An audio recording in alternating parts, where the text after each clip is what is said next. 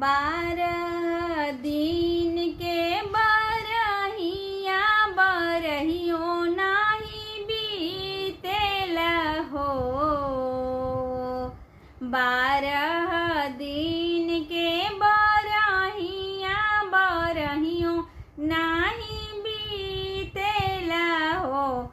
ललना खिड़की से झाके मोर पियवा देखता मोहिया लागेला हो।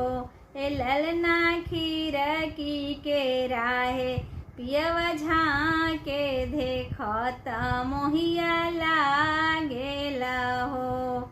मचिया बैठल तू सासु सर बगुनाया गर हो।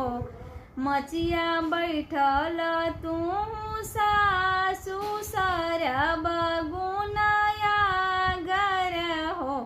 ए सासु तनी ऐसा धारा ना होरी लावा सैया के मनवा रखब हो। ए सासु तनी ऐसा धारा ना होरी लावा सैया के मनवा रखब हो।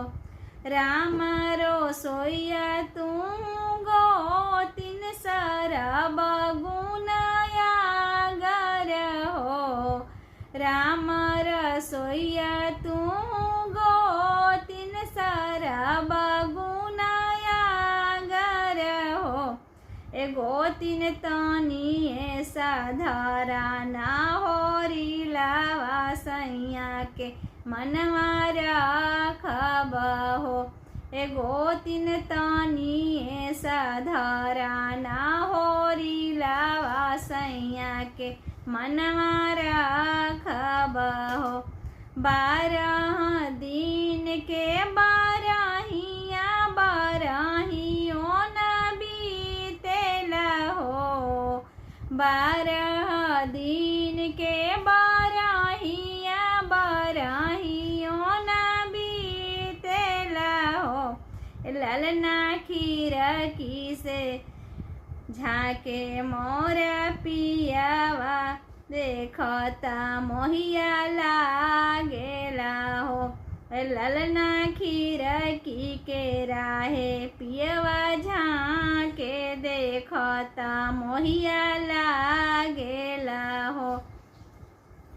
सुपली खेलत तू ननद सर बगुनाया गर हो।